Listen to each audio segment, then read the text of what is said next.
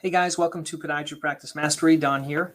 Want to talk a little bit about this last week, kind of what worked and some of the new ideas and some of the things that didn't work. I'm going to start with the thing that didn't work. I've stopped podcasting daily. It was just it was kind of a grind, overwhelming. I enjoyed it while I did it.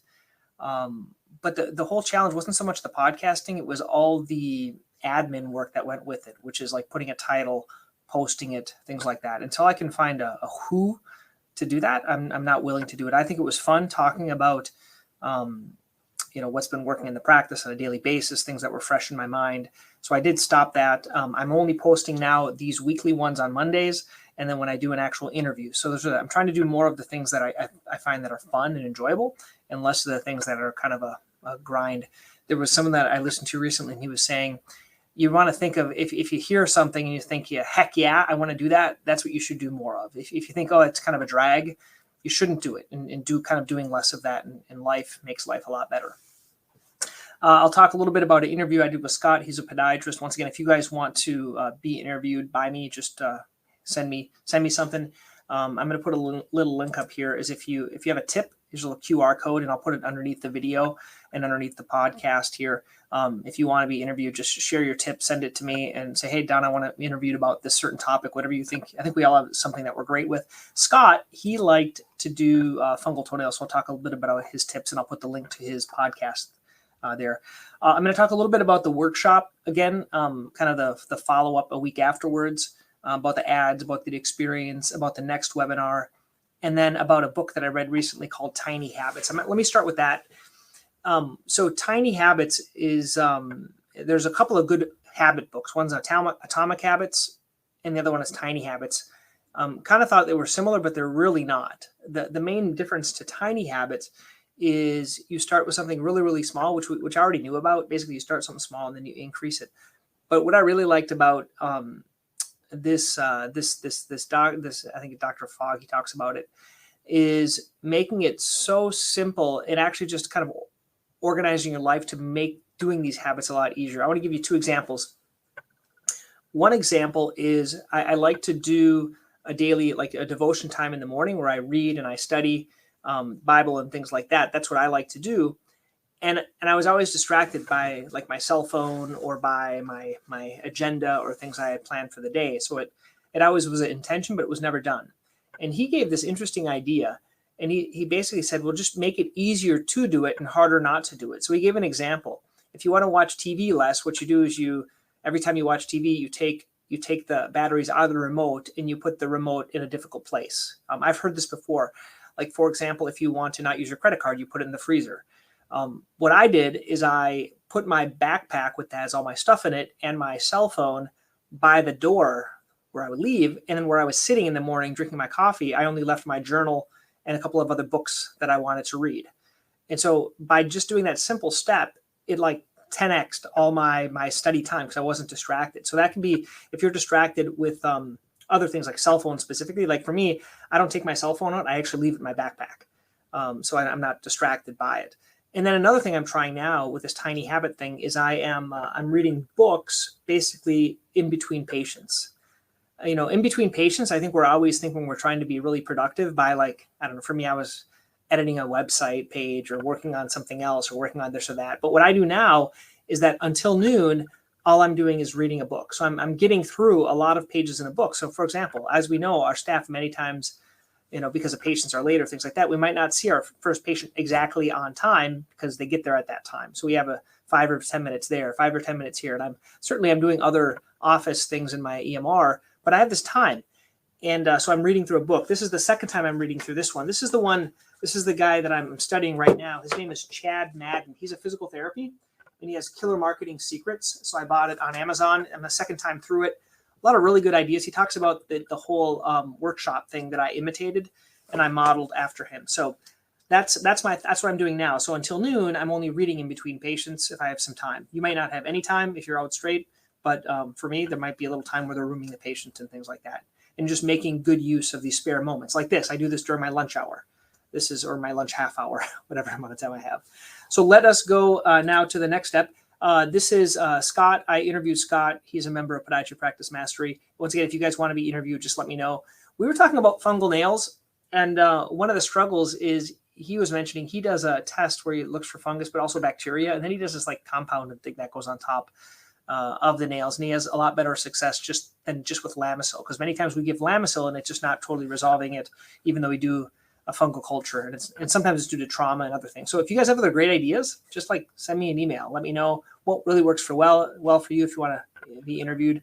I'd love to do that. So let me give you an example here. This is what we did. Our sponsored ad on Facebook. So sponsored Facebook, free heel pain workshop. Register now. That's all we did. Free workshop in Westboro. Hosting a heel pain workshop. So very simple. Talked about the workshop, what I was going to go over. We spent $230. I think we did it about a week before. $230. And I actually saw one of the patients for heel pain, bilateral heel pain. So we did bilateral x-rays. We did the exam. I went over my whole thing today. And he's going to be seeing for an ultrasound visit and then potentially, bilateral shockwave for both feet. So that's more than going to make up for that price for that ad spend. And I think the number's up to 6 people. I think there's 7 there, 6 registered. And then I think 4 or 5 of them made appointments. And I don't have a very big space, so I'm going to be modifying that next time. This is an example of an ad we used. So we're doing, this is kind of like it's an ad / looks like an article. Okay. So stop heel pain and go back to pain-free movement without medication, injection, or surgery, a workshop. So this is the exact stuff I stole from this guy, Chad. So he talks about it on his website. You can download this stuff and you can kind of just modify it. So it talks about just some writing. Walking, staying active is important. Strategies to reduce pain can be helpful. Here's a free workshop we're doing, if it limited to 25 people. Currently, we're using Linktree, but I think we want to change this to centralmasspodiatry.com/links. So it's something that we can edit a lot easier than Linktree. Why? Because this boosts up Linktree. It doesn't boost up our website. So that's just my thought. So if you're using Linktree currently, you might want to switch to something else. Talks about the free workshop, what I'm going to be going over, and a call to action so people can be part of it. So this is the one ad. This went to Community Advocate. This is for older people. And this is the ad. The other one was the Facebook ad that we did. So all we did was the Facebook ad and this ad. This ad we already have going out every week, so we're just modifying it. And this is an example of the image, the artwork that we used for it as well. So basically this was done on Canva very easily. We just, the way we found his ad is we just modeled it from Meta. We went to Meta, which can be used for Facebook ads, and you can search for workshops or other things you want to look at, so you can just model other people's ads. Okay, so that is that example. Let me show you here what I'm doing now. So that workshop could only hold 25 people, but actually in my office, I can only hold 15 because I'll be at all the treatment rooms. So we don't have a big space like physical therapists. So I'm doing another one now. I'm planning it out via Zoom. So it's going to be a free Zoom webinar, and they're going to register for it. I left everything else the same, except I just changed it to Zoom. So when they click this, it's going to go to Calendly, and it's going to give them 2 options because I'm going to do 2 of them on Zoom. So let me explain my idea. I'm going to do this on Zoom, and then what I'm going to do is I'm going to record one of them. So then one of them is going to be like a recorded webinar. So basically people can come in every 3 months. Maybe I'll do a live one. Maybe once a month I'll do a Zoom one, but every day they could get the recorded one. So my biggest takeaway of this was my downloaded worksheet that I did. So basically when they register, if people register for this, the first thing they get is a link to the worksheet that I'm gonna actually be going over. It's not done with PowerPoint. Maybe in the Zoom one I'll do PowerPoint, but I'm just talking through these main points, and I'm basically talking through these points: the biggest mistakes heel pain sufferers make, the 3 most common causes for heel pain, and 3 strategies to reduce heel pain. We all know this, right? You guys could do this off the cuff. But what I did is I made this into a worksheet with some blank spaces, kind of like the ad lib or whatever that thing's called, where you had like the first biggest heel pain mistake is this one. And then I left it blank. And then during it, I'm going to be going over that. So it kind of gives them an expectation of what they're going to learn. This is totally different than what I currently do for my patient presentation. So the guy that I saw today, I did my actual patient presentation for him today when I saw him, right? So I went over heel pain. I go over like how long you've had symptoms. I talk about this dysfunction index, ultrasound, and then I go over the main thing, which is this, my treat and evaluator. And I said, well, let's do the most effective. Let's do shockwave, physical therapy, orthotics, and things like that. Okay. This is totally different. It's kind of based on what they call direct response marketing. So basically it's putting these provocative questions before people, like the biggest mistake heel pain sufferers make. Everyone wants to know that. So these are things like it's putting this question, or like it's putting this itch they want to scratch. So they're going to register. And then when they register, they're going to get this information prior. So that'll even make them more want to go show up to the workshop. So that's what I'm trying now.